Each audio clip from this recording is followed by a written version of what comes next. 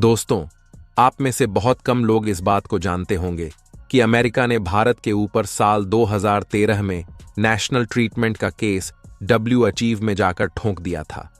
असल में natural treatment उस प्रोसेसर को कहा जाता है जहां पर कोई भी देश अपनी कंपनियों को बहुत ज्यादा प्राथमिकता देना शुरू कर दें। ऐसा ही कुछ एलोकेशन अमेरिका ने भारत के ऊपर साल 2013 में लगाए थे और अमेरिका का कहना था कि भारत जो भी बड़े बड़े सोलर पैनल्स और प्रोजेक्ट सेटअप कर रहा है और उसमें उनकी जो डोमेस्टिक कंपनी है वहां से सोलर पैनल्स का प्रोजेक्ट बहुत ज्यादा किया जा रहा है, क्योंकि अमेरिका भारत के अंदर भारी मात्रा में सोलर पैनल से एक्सपोर्ट कर रहा था और इससे कहीं ना कहीं अमेरिका को नुकसान हो रहा था। लेकिन वक्त ने 360 डिग्री पलटी मार ली और आज सिचुएशन कुछ ऐसी है। भारत अमेरिका का सबसे बड़ा सोलर पैनल एक्सपोर्टर कंट्री बन चुका है। इसके अलावा कई भारतीय कंपनियां हैं जो अमेरिका के अंदर रह करके वहां पर सोलर मैन्युफैक्चरिंग करना शुरू कर चुकी है। और आज इसी कड़ी में जुड़ी हुई एक और बड़ी रिपोर्ट सामने निकल कर आई है, जिसके बारे में इस वीडियो में हम आपको बताने वाले हैं। पूरी जानकारी क्या है, इस छोटे से वीडियो में समझते हैं। दोस्तों, भारत जिस तरह से अपनी मैन्युफैक्चरिंग कंपनी में लगातार आगे बढ़ रहा है, उसके लिए इस वीडियो को एक लाइक जरूर करें। साथ ही इसी तरह और भी नॉलेज वाली वीडियो पाने के लिए चैनल को सब्सक्राइब जरूर करें। दोस्तों, रिसेंटली ही रेटिंग एजेंसी इंफ्रा की रिपोर्ट के मुताबिक 2024 के पहले माह में भारत से एक्सपोर्ट होने वाले सोलर सेल्स और मॉड्यूल्स करीब 8,360 करोड़ के हो जाएंगे, बल्कि पिछले साल में सिर्फ 1,453 करोड़ के थे। यानी कि इस इंडस्ट्री में भारत में काफी बड़े पोटेंशियल हासिल किया है। टोटल एक्सपोर्ट्स करीब 405 मेगावाट का था, जहां पर रिपोर्ट में साफ शब्दों में बताया गया है कि भारत ने सबसे ज्यादा सोलर अमेरिका में एक्सपोर्ट किया है और अमेरिका के साथ भारत का ट्रेड हमेशा से ही सरप्लस में रहा है, फिर चाहे सर्विस हो या फिर गुड एक्सपोर्ट। और कुछ गिनी चुनी कंपनियों का नाम भी शामिल किया गया है, जिसमें वाई एनर्जी ने करीब 28,000 करोड़ रुपए के ऑर्डर बुक किया है। और वाई एनर्जी भारत के अंदर काफी बड़ी मात्रा में सोलर इंस्टॉल करने का काम करती है और करीब 85% ऑर्डर इनके हमेशा से ही सोल्ड आउट हो जाते हैं। और majority Bharat, America, Canada, Europe जैसे कई देश के अंदर सोलर एक्सपोर्ट करता है। लेकिन यह एक्सपोर्ट सिर्फ यहीं पर नहीं रुकने वाला, बिकॉज 2024 में टाटा पावर की तरफ से तमिलनाडु में करीब 4.3 गीगावाट के सोलर सेल्स मॉड्यूल के प्लान को लगाने की पूरी तैयारी शुरू की जा चुकी है, और जिससे अंतर्राष्ट्रीय स्तर पर टाटा की तरफ से भी सोलर एक्सपोर्ट किए जाएंगे।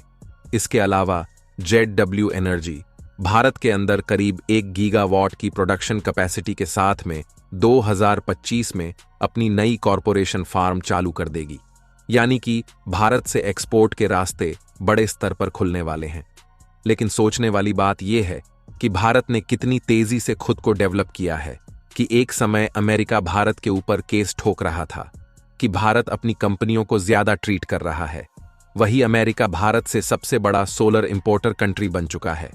और बड़ी कंपनी की बात की जाए तो भारतीय कंपनी राइवल सॉलिड, जो कि गुजरात बेस्ट कंपनी है, और उसने रिसेंटली अमेरिका के अंदर 500 मेगावाट की कैपेसिटी के साथ नए सोलर मैन्युफैक्चरिंग फैसिलिटीज को सेटअप किया है।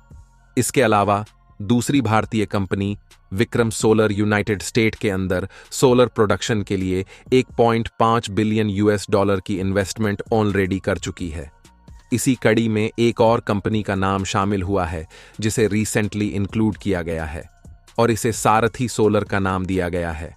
और यह भी अमेरिका के अंदर बड़े स्केल पर सोलर पैनल का प्रोडक्शन शुरू कर रही है। और इसलिए आपने नोटिस किया होगा कि यूरोप सहित चाइना, अमेरिका, जापान सभी देश भारत के अंदर बड़ी इन्वेस्टमेंट कर रहे हैं। और इसी की वजह से भारत फ्यूचर की ओर आगे बढ़ता हुआ नजर आ रहा है, जिससे आगे चलकर भारत को काफी ज्यादा फायदा होने वाला है। दोस्तों, इसके अलावा भी भारत को एक और बहुत बड़ा फायदा होने वाला है, क्योंकि भारतीय नेवी ऑफिसर की डेथ पेनल्टी की अपील को एक्सेप्ट करते हुए अपने लिए भारत से एक और बहुत बड़ा बिजनेस क्रिएट कर रहा है। और यह कोई छोटा मोटा बिजनेस नहीं, बल्कि कतर को करीब 10 मिलियन मीट्रिक टन की सप्लाई का एक और बहुत बड़ा कॉन्ट्रैक्ट रिसीव हो सकता है। सही मायने में देखा जाए तो यह कतर के लिए काफी बड़ी अपॉर्चुनिटी है। इसके अलावा कतर के लिए नुकसान से निकलने का एक सीधा रास्ता बन रहा है, क्योंकि पाकिस्तान में कुछ गैस के भंडार मिले हैं जिसे चाइना सीधे तरीके से कब्जाने वाला है, और चाइना अपनी गैस सप्लाई पाकिस्तान से पूरी कर सकता है। तो रिसेंटली चाइना और कतर के बीच में जो एलएनजी की डील फाइनलिस्ट हुई थी, इसे आगे चलकर डिस्टर्ब किया जा सकता है। लेकिन यदि कतर भारत के साथ अपने रिलेशन से अच्छे रखेगा तो भारत के साथ डायरेक्ट अपनी गैस एक्सपोर्ट करके बिजनेस लगातार करता रह सकता है। इसके अलावा भारत के अंदर कुछ बड़ी तैयारियां शुरू हो चुकी हैं। रिपोर्ट के मुताबिक भारतीय कंपनी इंडियन ओनील अपनी एलएनजी टर्मिनल की कैपेसिटी को डबल करने जा रही है और इसे बढ़ाकर के करीब 10 मिलियन मीट्रिक टन किया जाएगा, जो कि करीब 6.5 मिलियन मीट्रिक टन है। वहीं भारत के पेट्रोलियम मिनिस्टर ने डिसाइड कर लिया है कि भारत के अंदर एनर्जी कंजम्पशन के अंदर अब एलएनजी की कैपेसिटी और ज्यादा बढ़ाई जाएगी और 2030 तक इसे करीब 15% तक किया जाएगा, जो कि अभी सिर्फ 6.2% है। इस पर इंडिया ओनेल का कहना है कि नॉर्थ टर्मिनल के अंदर कई और कंपनी को भी पार्टिसिपेट करने का मौका देंगे और भारत के अंदर ओवरऑल गैस कंजप्शन बढ़ने वाला है और इंडियन ओनील ने इसकी तैयारियां कुछ महीने पहले ही शुरू कर दी है, जहां पर ओआईसी ने रिसेंटली करीब 14 सालों के लिए $11 बिलियन के एग्रीमेंट को फाइनलाइज किया है सप्लाई के लिए। अब इस डील के अंदर कौन से देश पार्टिसिपेट कर रहे हैं या फिर नहीं, उसके बारे में कुछ भी नहीं बोला जा सकता, लेकिन बड़े गैस सप्लायर जैसे Australia, Qatar, United state, Malaysia, Russia, Nigeria और इंडोनेशिया जैसे देश शामिल हैं, जिसमें यदि कतर सोचता है कि वे भारत को सप्लाई नहीं करेगा तो भारत के लिए रास्ते नहीं खुले हैं, लेकिन इनका यह सोचना बिल्कुल गलत है। रिसेंटली मोजाम्बिक, वेनेजुएला जैसे देशों के अंदर भारत ने $1 बिलियन के प्रोजेक्ट फाइनलाइज करने की प्रक्रिया को बहुत तेजी से शुरू कर दिया है। दोस्तों, कतर में गिरफ्तार किए गए भारतीय नौसेना के 8 पूर्व अफसरों को मौत की सजा सुनाई गई है। भारत सरकार ने इस फैसले पर हैरानी जताई है। भारतीय विदेश मंत्रालय की ओर से जारी बयान में कहा गया है कि मौत की सजा के फैसले से हम हैरान हैं। हम फैसले की डिटेल्ड कॉपी का इंतजार कर रहे हैं। हम परिवार के सदस्यों और लीगल टीम के भी संपर्क में हैं।